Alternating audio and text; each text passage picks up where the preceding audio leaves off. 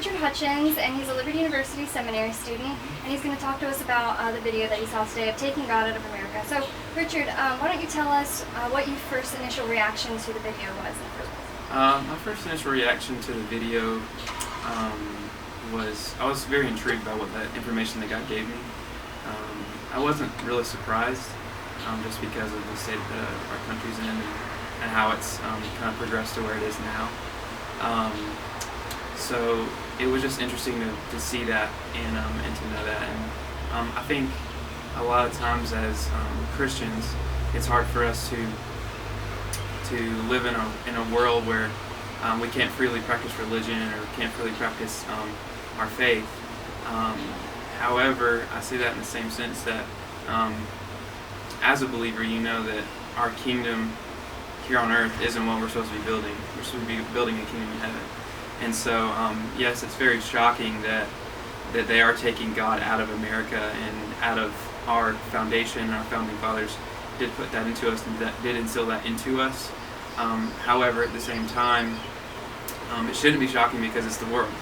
And we know that that's what's going to happen. And I think as Americans, sometimes we can kind of get this right, like we have a right to freely worship.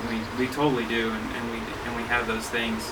But I think we might take them a little overboard, in a sense where people in other countries maybe not have as much freedom to worship or even talk about God, or they'll get killed. Okay.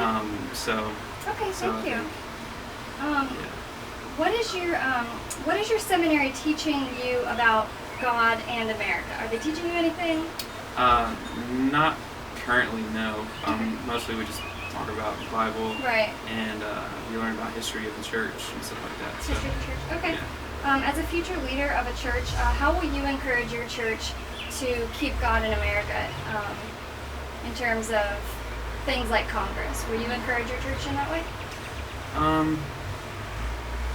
I would definitely probably not necessarily promote it on a Sunday. Mm-hmm. It would be something that I would promote maybe individually or face to face with someone if they asked.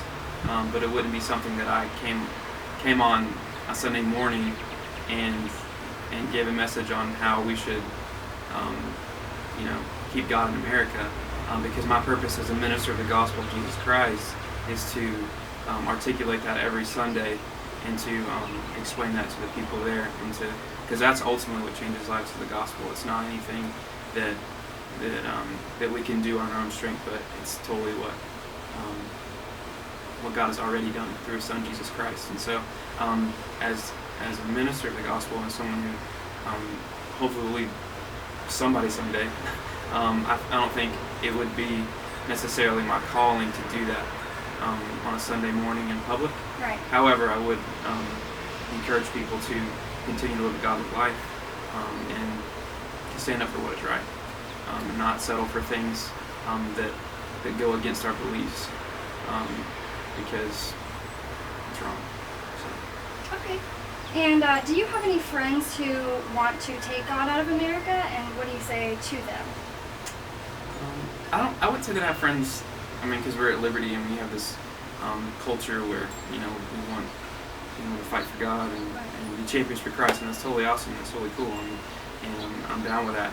I wouldn't necessarily have friends that want to take God out of America, but I would say that I do have friends that maybe don't know, or they're unaware of certain things that are going on. Some of those things in the video, it was intriguing to find out that what they were doing.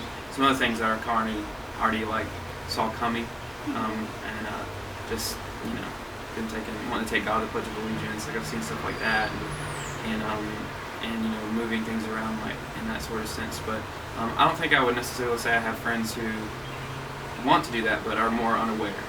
And as a believer, we are supposed to be wise as serpents and gentle as doves. And I think in that sense, we need to be able to know what's going on around us, be aware of what's going on around us, not just live life like we're in slumber days, but to actually read and figure out, like, okay, am I being tricked here? Because the thing is I call it a boiling frog principle. And what that is if you take a frog, throw him in boiling water, he's gonna jump right out, right? Mm-hmm. Okay. So, but if you put the frog in the water and you slowly turn the heat up, you're gonna boil him. He's gonna die. So, in that same sense, I believe that America isn't necessarily throwing us into something where we are. They're not throwing us straight into the boiling water. I think through these things like taking God of America and like moving in this direction, they're slowly turning the heat up, and eventually, by the time we even realize that we're boiling, we're toast. So, so the goal is, that being said, the goal is to know and realize when it's getting hotter, you know, and so as Americans, we should definitely keep that in our forefront of our minds, and as Christians, more often so. So. Okay. Yeah. Describe a godless America for us. It would just be a lifeless place. I think that the founding fathers wanted us to not only have God, but to have those morals that God set up in the Bible. And I think when you start removing those morals, the laws that are here, that are in place for us that govern our lives, are based on those morals. You see, you don't kill anyone, you don't steal things. It's coming straight from the Ten Commandments. You don't.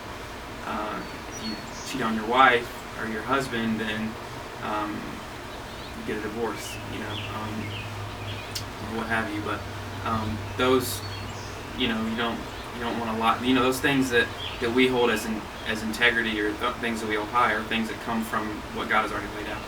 So I think that if you take God out and describe America, it would just be a country with no morals, be a country that doesn't really care what you do, or where you go, or what you or have any laws. So it would just be, I think it would just be chaotic, or chaos, and people can say what they want and do what they want, and get mad at you for doing something that offends them, and it would just be an immoral place.